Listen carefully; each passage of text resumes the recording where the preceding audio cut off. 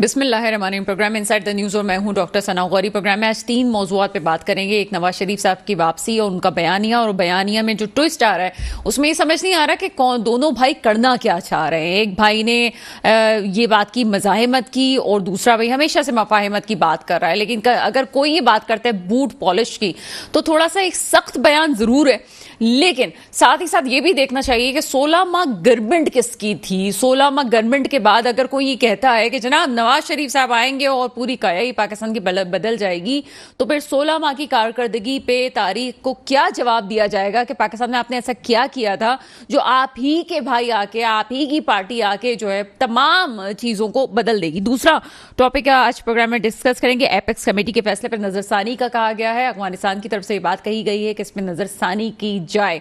जनाब बहुत अच्छा लगता है नजरसानी करना और मुल्कों के ताल्लुकात के लिए बेहतर है कि जनाब आप एक दूसरे की बात को सुने भी। लेकिन हमारे मुल्क के साथ क्या हुआ, ये आपको याद होगा कि एनएडी यूनिवर्सिटी के एक लड़के को जब मार दिया गया दौरान वारदात, तो उसके बाद आप ये सोचेंगे क्या हंगामा हुआ।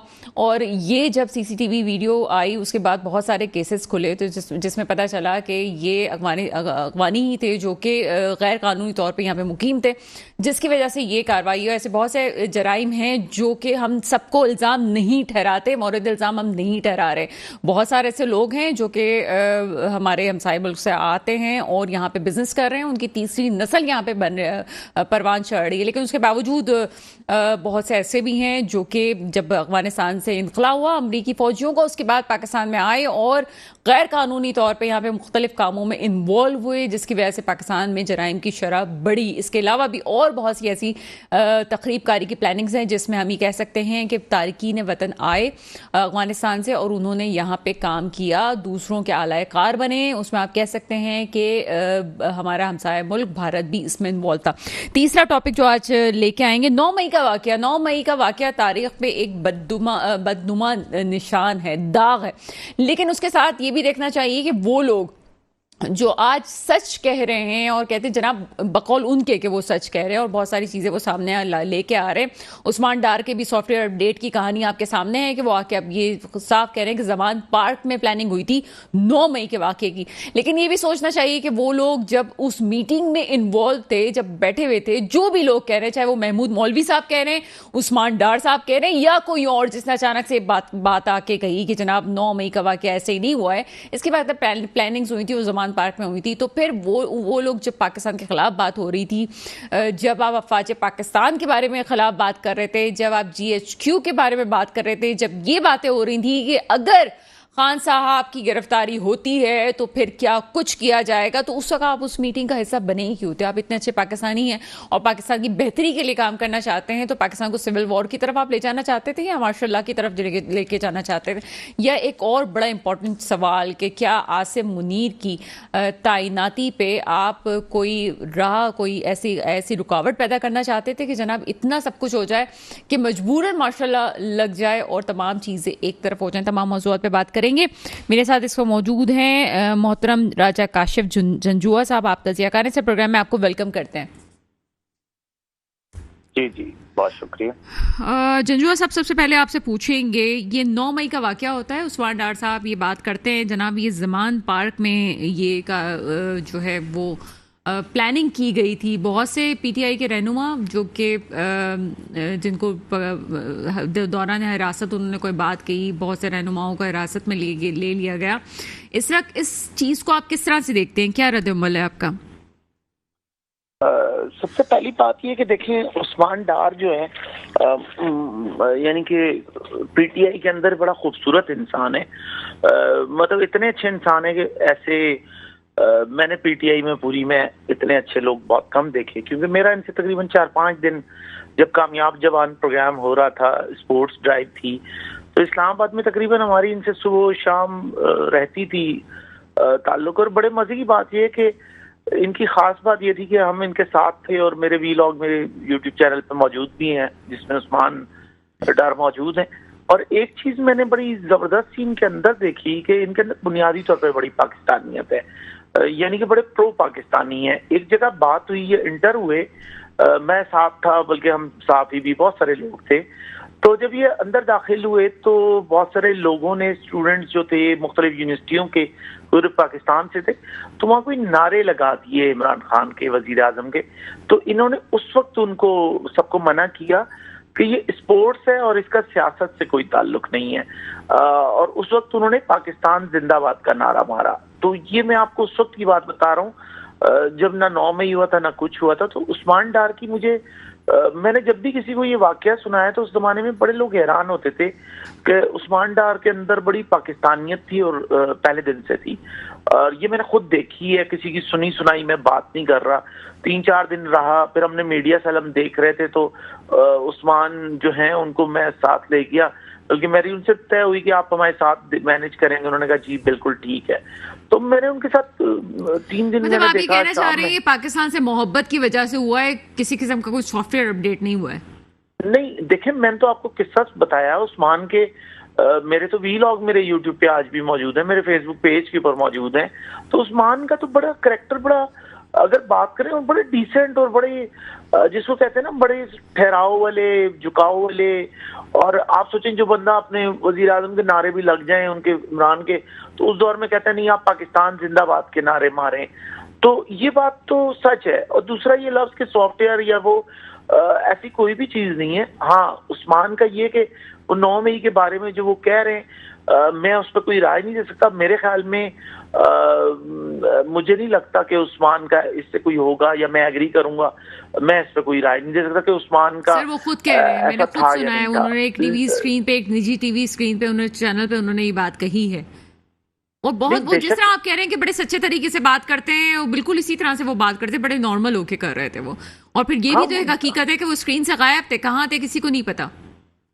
اچھا دیکھیں، پھر ان کی ایک بڑی اچھی چیز یہ تھی کہ ایک چھوٹا سا ابتباد کا ایک چھوٹا سا گاؤں تھا بکوٹ، وہاں سے مجھے ایک نے میسج بھیجا، ایک صاحب نے، کہ یار جاننے والے تھے کہ جی مجھے 1-2 ویڈیوز منگوا دیں.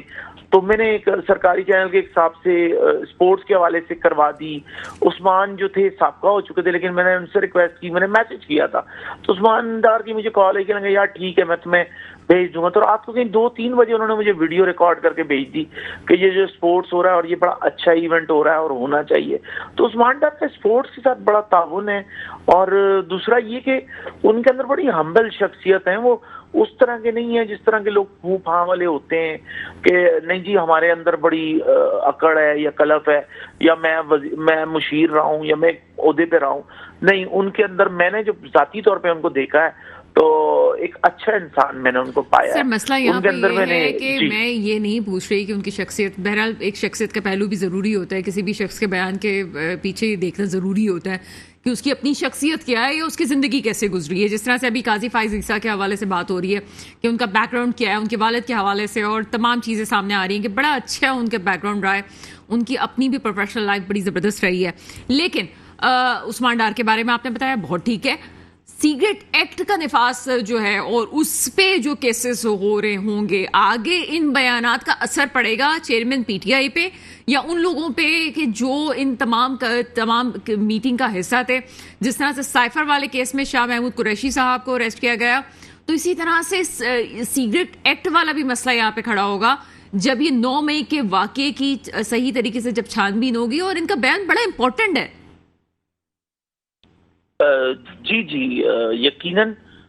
میں نے بیک گراؤنڈ بتانے کا عثمان ڈار کا یہی مقصد تھا کہ وہ بیسکلی بڑے پرو پاکستانی، اور ان کے لیے سب سے پہلے پاکستان ہے، بعد میں وہ کسی اور چیز کو سوچتے ہیں. حتیٰ کہ وہ اپنی پولیٹیکل پارٹی کو وہ سیکنڈ پہ رکھتے ہیں، پہلے پاکستان کو رکھتے ہیں.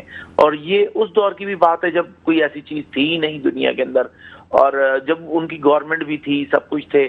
اور میرے علاوہ شاید یہ کوئی اور آپ کو یہ بات بتا بھی نہ سکے، کیونکہ میں نے تو پرسنل دیکھا ہے نا ان کو اس طریقے سے.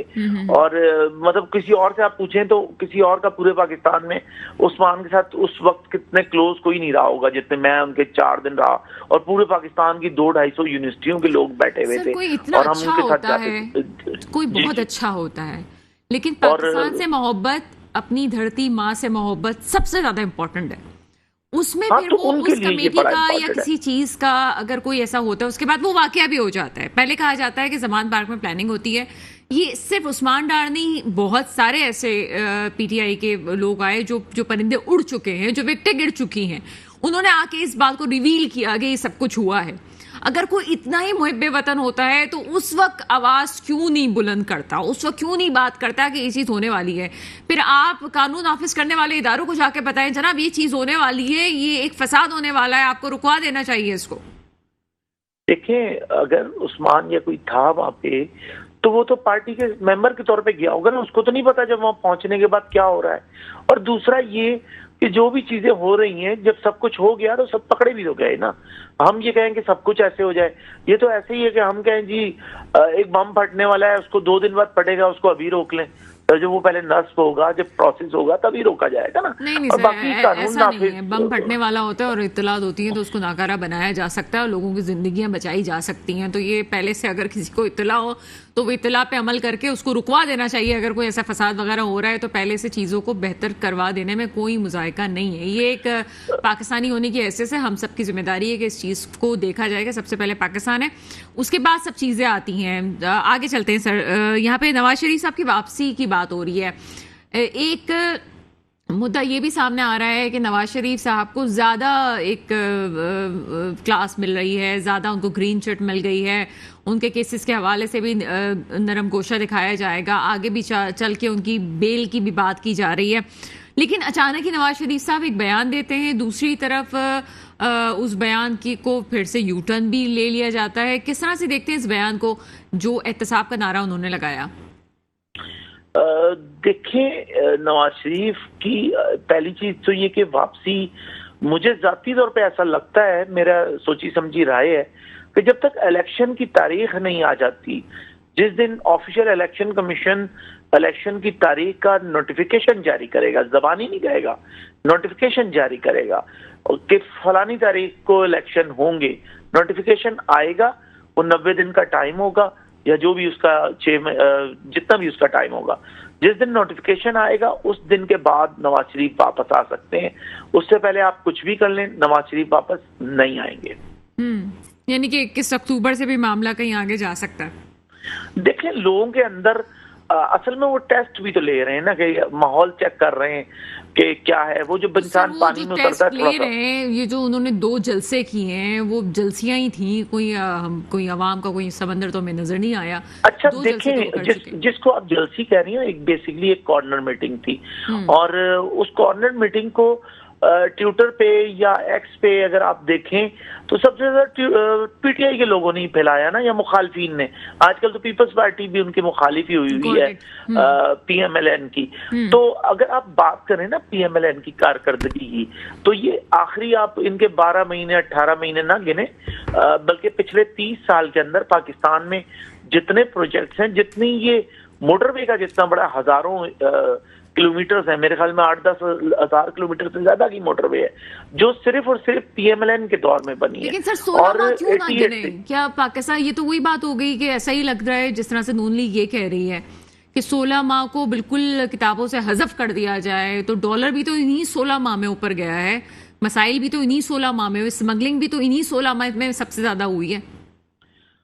دیکھیں اسمگلنگ کی میں بات کروں تو آٹا, اگر آپ نے پتہ نہیں اس زمانے میں آپ اسکول میں ہوں گی یا پتہ نہیں کالج میں, 97 کی بھی میں آپ کو بات بتاؤں کہ اس وقت بھی اخباروں کی سرخیاں یہی ہوتی تھیں, کیونکہ ہم بھی 3-4 کلاس سے یہ اخبار پڑھ رہے ہیں نا, یہ مطلب یعنی کہ اور اخباروں کی سرخیاں بھی ہم سنبھال کے رکھا کرتے تھے, کالم بھی رکھتے تھے.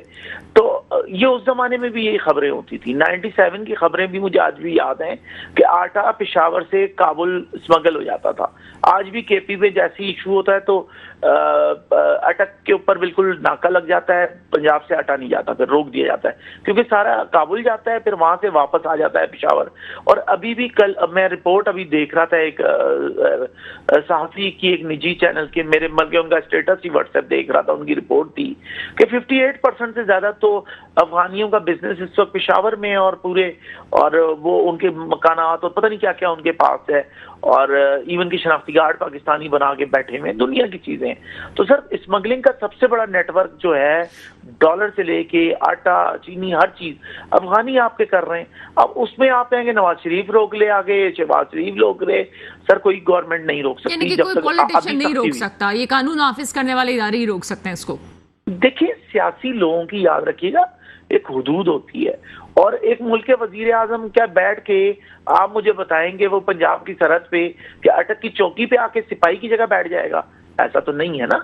وزیر اعظم کی کیا حدود ہوتی ہیں؟ وزیر اعظم تو ملک میں انتظامیہ کا سربراہ ہے، کیوں اس کی حدود ہوتی ہیں؟ وہ کیوں؟ یہ تو وہی بات ہو گئی جو چیئرمین پی ٹی آئی کہہ رہے تھے کہ میں تو کرنا چاہتا تھا، مجھے کوئی کرنے نہیں دیا جاتا. تو اس کا مطلب یہ بیان ٹھیک ہے کہ نہیں کرنے دیا جاتا؟ اچھا دیکھیں، بنیادی طور پہ جو یہ آپ بات کر رہی ہیں، مجھے لگتا ہے آپ نے 18ویں ترمیم کو بغور نہیں پڑھا.